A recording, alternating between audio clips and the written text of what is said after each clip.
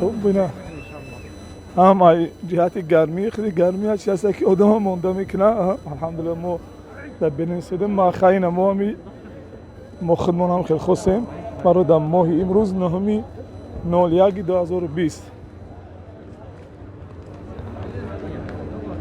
خب اون طرف که شدگی باشه ما میریم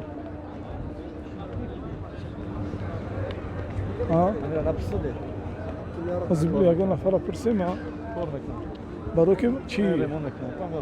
امرمون چی هم؟ باید شوف هنا إلى مكان زمزم مفتوح طريق مفتوح ما في كيف कौन सा ज़बान है उर्दू ज़बान है खुला ये रास्ता उसे खुला के ज़मज़म मकान रास्ते यहाँ से निकल के ऊपर से जाते हैं हाँ ठीक है शुक्रिया ای اینا همش کارگرای اصلا مردم های بنگلادش هندوستان هم تریان زبان عربی رو نمیدونن و اون زبان خشم گفتن که زبان عربی پرسیدن برای خاطر ریمون رفته شده این ریمونگرا رو پرسیدن گفت که چی است راه هست میتونه خیلی بره بالا بره بعد هم طرف بره همه جا رو چی کشیدگن ببین ریمونت سخت رفته شده در تمام چی انشاءالله حاضر رفتیم با چی زمزم چاه زمزم انا کسایی که بخواهن که همه اوریجینال زمزم خیلی هم زمزمی ناتورال نشه برای کسی تحفه بگیرن بعد با دلی پر برام بگن که اینا ما زمزم آوردیم تون اگر پرسه که 100% بگی که ها 100% با دلی پر از چاه فقط بگیره برای که همه آبایی که توسط خلق در گرد زمزم هستن خنک کرده میشوند یا یخ پرته میشوند کمک خلور هم خوش کرده میشوند تقسیم کرده میشن در گرد اطراف زمزم و اینچنین اگر حتی بگیم با خلشگاه محکم 5 لیتره که شرکت میتیاد ای فابریکای زمزم در درون وای چی است خلور هم خوش کرده میشه کمی پیش بیاد اخی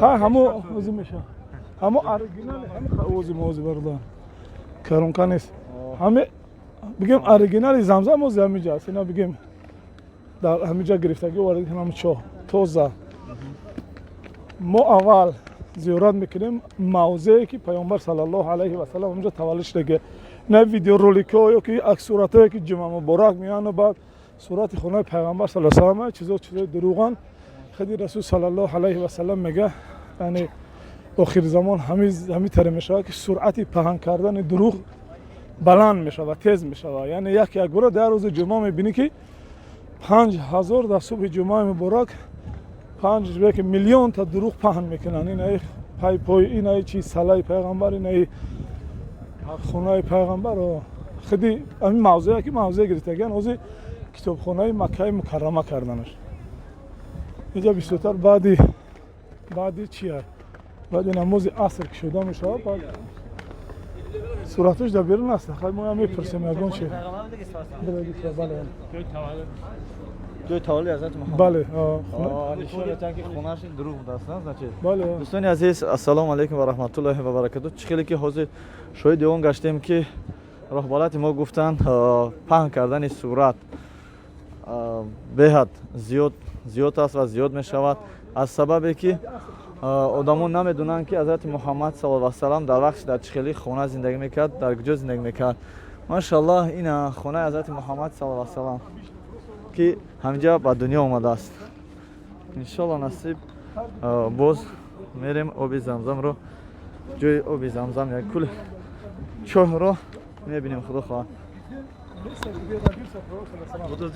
Да, вот этот дом сейчас построено в месте, где была, да, где родился пророк, сейчас это новое здание, библиотека тут сейчас, мактаба. Дальше, иншаллах, Замзам тоже, наверное, закрыто, потому что обычно они откроют после асра все. Мы все вместе, поэтому хотел показать. А потом каждый хочет, пусть придет. Да, а потом каждый сами они по-своему придут и посмотрят. Нафарим که از ما آب زمزم оригинал ان شاء الله که اومدن و همین چاه میگیرن و نوبرداری میکنن بیایید ба салон сия самбой оби замзам натурал ниша бихӯрем. اینا چوف اینا مینا مستقیم بگم این نسوس کشیده میشود راست مستقیم این نسوس کشیده میشود آب جمجمه میاد یک کمی که آب میبینه کمی میگیر روانو که آب بسیار یک آب غافسر نسبت به آب بود که دیگه جا میخریش ها Ov gesham. بعد عصر که شده میشه او زمین گفت گفتم بعد عصر کسی که بیاد بعد شام خدا شده Xuftan şuda. بعد اصلا Zamzam cam şuda. بعد عصر دال شه عجب گیریمشون Çi megit ağa? Salam aleyküm. هذا هنا Zamzam. Orijinal zamzam. Zamzam çoy he? ها شوي Çoy he? ها شوي Az çok da. یو برزن بزنیم اون Burada çok. Oha stakan dore. هم اساسی جای اوی زمزم هم میه Bale bale. Anami çoy he ki. هست که لزوه قطعی کسی که سرش از تختی تروشیدگی های با تختی میتروشه نشوه که اگون کس بگه که ماشینه رو به بول سر میذارونی ماشینه قطعی تروشیدگی دفعه که تختی میتروشی شلو اگر یه جوه بریم بیو بریم 2 نفر ممکن 5 ریال دگواری سمی کریم ماشینه میتروشه ما 2 نفری میشیم 5 ریال یا چی میتونیم یا پریمخ دادوه چی رو یا تبره میشیم Бародарони азиз чӣ хеле ки гуфтем албатта нафароне барои мо хоҳиш карданд ки оби замзам биёранд ва як бародармон эҳтиромона хоҳиш кард ки бародар оби замзамда ҷойнамоза тарк кун ва биё. суҳбатҳо боқӣ дӯстони азиз. منطقه که ما دربارش گپ زدیم خب همین منطقه که توالت کرده گفتیم خانه ابوجهل نام اصلیش پیشینش پیش اون که لقب ابوجهل بگیره عمرو ابن هشام امکیای رسول صلی الله علیه و سلم خب بنی مخزوم خب همین منطقه که توالت کرده بگیم بعد از ان شاء الله طرفی بگیم بیت خانه که رسول صلی الله علیه و سلم توالت شده گیای یعنی فرزند کلانی عبدالمطلب نه ابوجهل بلکه ابولهب است ابولهب نامش اول عبدالعزا ابن عبدالمطلب بود بعد این ابولهب شده در تبت سوره تبت انزالش برای هوای بده ان شاء الله خوب باقی مونده از شاوز ما رفتن میگیریم هم زمزم میره میبینیم سلام علیکم اصلیش عمرو ابن هشام عمرو ابن هشام امکیای خدی پیامبر صلی الله علیه و سلم حساب میکنه با دلیل کردی بده موزه بخونه بعد بگیم дӯстони азиз сайёҳати мо ва зиёрати мо давом дорад бо диққат бошед иншоалло ки дар ин ҷо бародароне ҳаст ки нисбати ин сайёҳат бисёр гуфтаниҳоям доранд. салому алайкум ва раҳматуллоҳ. дар бораи сафари зиёрати баъда боз сафари туристически будем чӣ гуфтаниҳо های چی میگم الحمدلله که ما در این سفر شکرانه الله که ما را خدا نصیب کرد اینجا اومدیم خیلی خدا ما را دوام میکنیم که دیگران را بیان مقصد بینن ای همه جای بهترین یگان کس ان شاء الله پشیمانی نداره خدا همه را اینجا نصیب گردونه ҷазакаллоҳ. худоян шуморо насиб гардона ва падару модари шуморо насиб гардона. салому алайкум бародар. мехостем як-ду калима гап мегуфтед дар бораи ҳамаи сафари зиёратитон ва тамошо омадаед ба шумо кадомаш боз бисёртар ва хубтар маъқул аст? мехоҳед ки зиёратӣ биёед танҳо дар мадина макка бишинед ё ки боз ба масҷид? салому алайкум бародарони азиз, хуш омадед ба канали мо. ин аст чойи замзам, чойи оби замзам ва инаш бошад хонаи ҳазрати муҳаммад саллаллоҳу алайҳи ва саллам таваллудшудагии ҷош. бисмиллоҳи роҳмони роҳим. нафароне ки хостанд ки оби замзам биёрем, машоаллоҳ оби замзам аз ҳамин чоҳ худо хоҳад баъд аз аср кушода мешавад иншоаллоҳ ки мегирам меёрумтон. ва як бародари дигармон ҷойнамоз заказ кардааст ки дар оби замзам таркнем.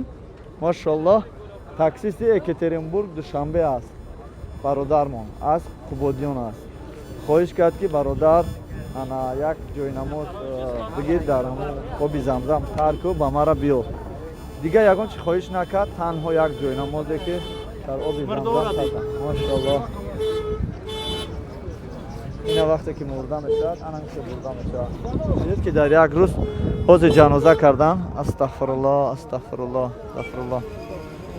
صلوات بر محمد. اللهم صل علی محمد و علی آل محمد کما صلیت علی ابراهیم. همه یعنی نگاه کنید در یک روز چقدر آدم میمیره و چقدر آدم از پشت مرده من رفته ایستاده است. بسم الله صلوات بر محمد صلوات بر محمد. دیدین چقدر مرده ها را انا این نفرانی هستن که ماشاءالله. یو رفتی میریم؟ بسم الله الرحمن الرحیم. رفتیم خواهد بعدان خواهد سلامت باشین برادران عزیز. بسن خدا رحمت شما کنه طریق رحمت شایسته جنت شما.